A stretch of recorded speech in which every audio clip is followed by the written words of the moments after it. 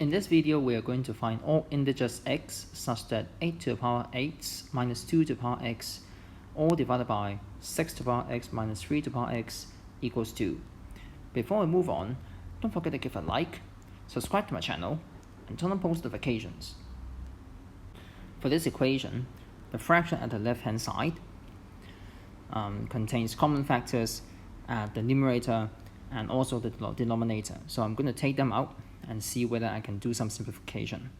So for the numerator, I can take out 2 to the power x because they have the same index. It's just the base that's different, but there's a common factor 2. So and what remains would be 4 to the power x minus 1. While for the denominator, I can take out 3 to the power x, and what remains will be 2 to the power x minus 1. And in fact, these two expressions can be simplified because 4 is actually 2 squared, so I'm going to rewrite that as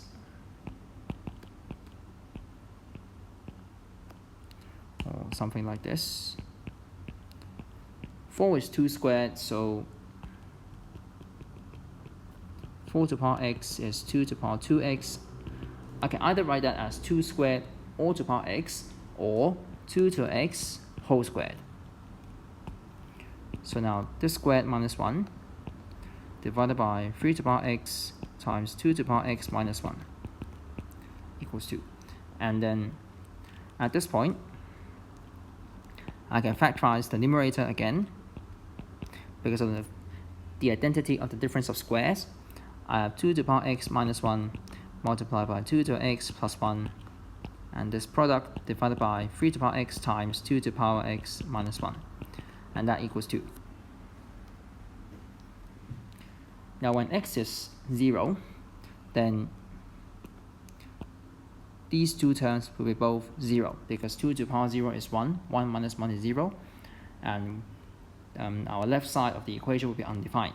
So we can just put away the case when x equals 0 and consider the other cases.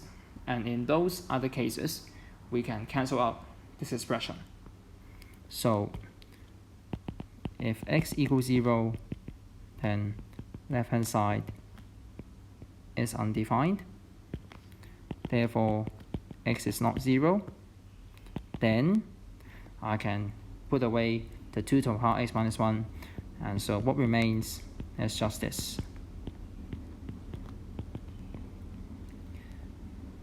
And from this, I have two ways to solve the equation. The first is kind of primitive, is that I'm going to divide into two cases. The first one is that x is positive, and the other case will be x is negative. So if x is positive, I'm going to do this by starting with noticing that x is at least 1.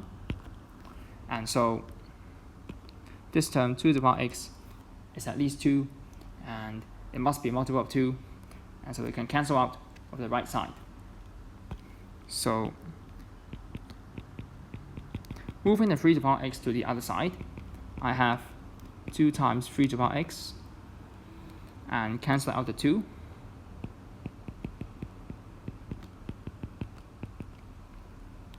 This equals to 3 to the power x.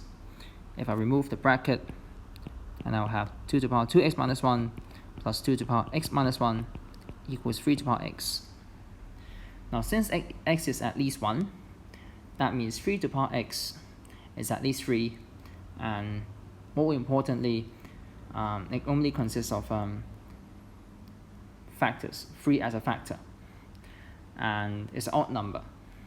The most important thing is that the most important thing is that it's an odd number, not because of that is divisible by 3. While at the left-hand side, we have sum of two powers of 2. Each of them are, for most of the time, an even number, except only when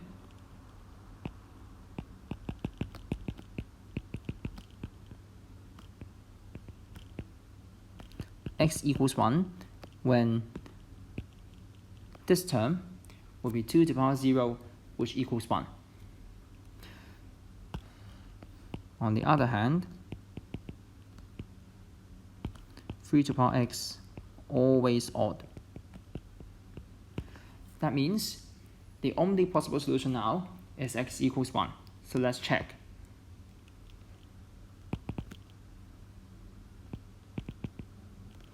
Therefore, if we have to assume that x is positive, either x can only be equal to 1 or no solution.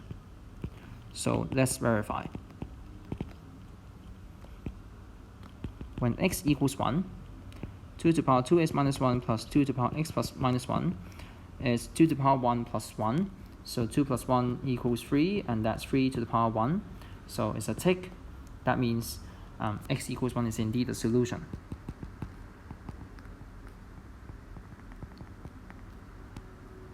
And so we have settled the case when x is positive. Now we move on to the other case when x is negative. So from this equation, I can rewrite that as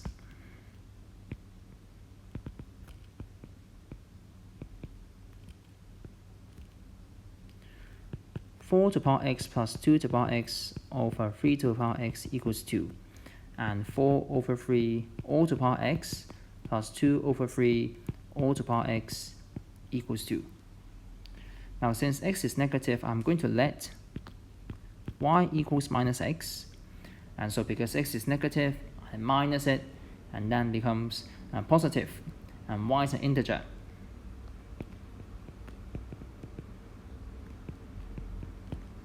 And from this we know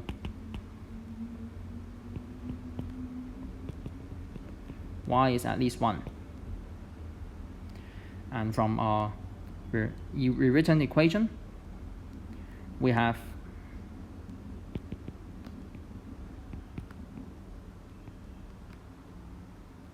(4 to the power 3 minus y), and so I can rewrite that as 3 quarters all to the power y, and similar for the other fraction.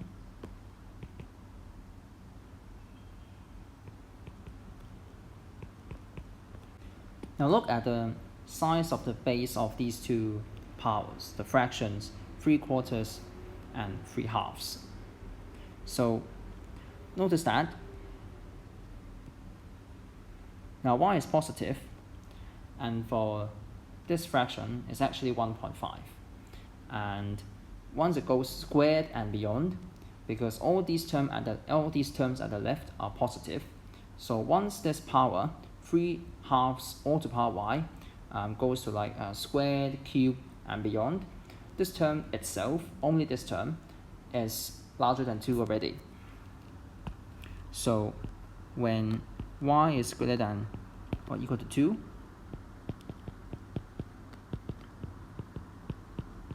the left side must be strictly greater than 3 halves all squared, and that's 9 over 4, and that's also strictly larger than 2. So that means y greater than or equal to 2 are all not solutions. And what remains will be to consider what happens when y equals 1. When y equals 1, 3 quarters plus 3 halves equals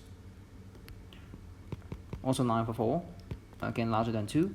So that means the left side, for all positive integer values of y, the left side must be strictly greater than 9 over 4, and that's larger than 2. So that means no solution on this case.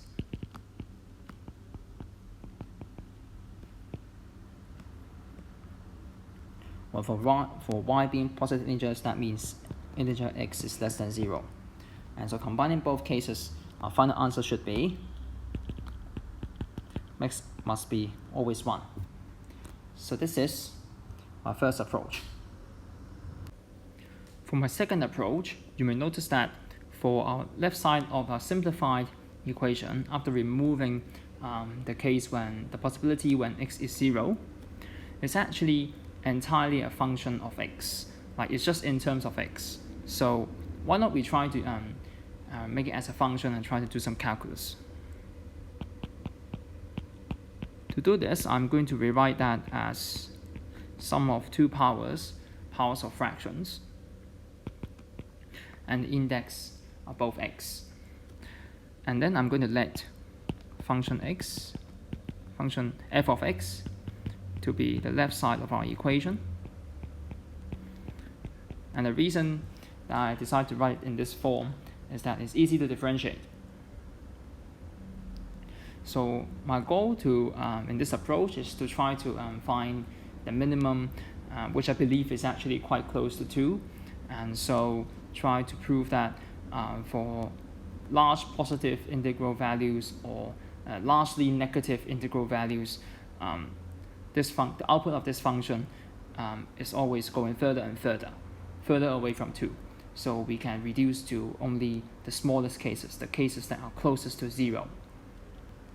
So let's try to do the derivative. In fact, for constant to power x, the derivative is just the same expression multiplied by the natural log of the base.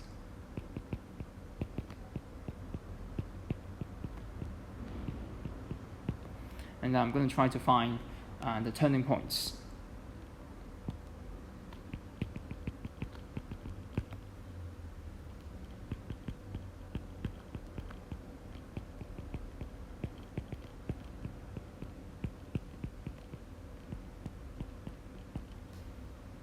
Now from this,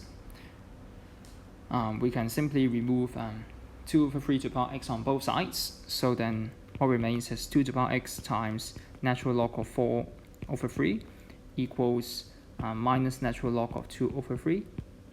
And that makes sense because for the left side, all terms are positive, while for the right side, natural log of 2/3 is negative, and multiplied by -1 is also positive. So we are still fine. So then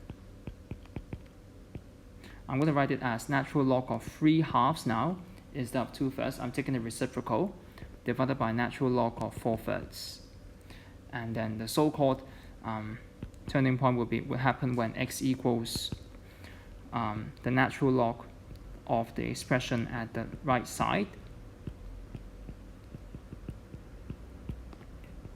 log divided by log, and then take log, and this bunch of logs divided by log 2.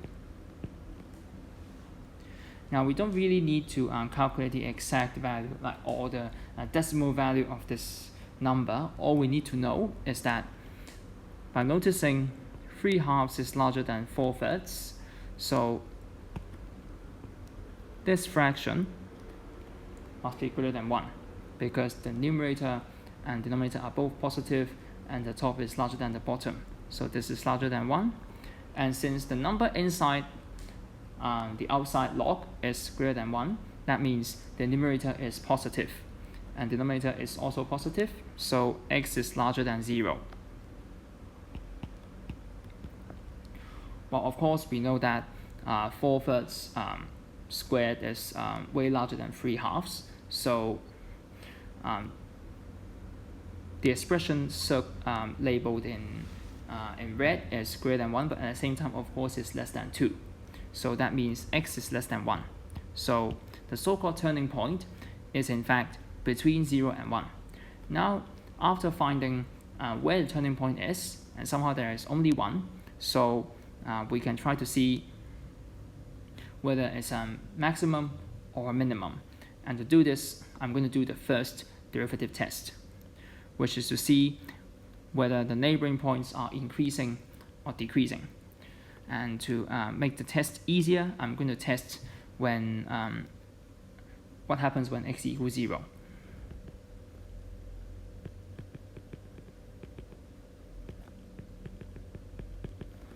So the derivative at the point when x equals 0 is just natural log 4/3 plus natural log 2/3. And if you combine the logs, you have natural log of 8/9. And the number inside the log is less than 1, so the derivative is less than 0. And that means the function is actually decreasing when x is equal to 0. And so by decreasing at the left, it should go to the minimum and start increasing at the right. So that means, therefore, f attains minimum when x equals this thing. I will not repeat this, I'll just highlight it in yellow and then do the same color so you know what I'm actually doing. Now from this, noticing that since when x are either 0 or 1, it takes 2, and the output is 2, and the minimum occurs in the middle of 0 and between 0 and 1, so that means all values outside 0 and 1 will be larger than 2.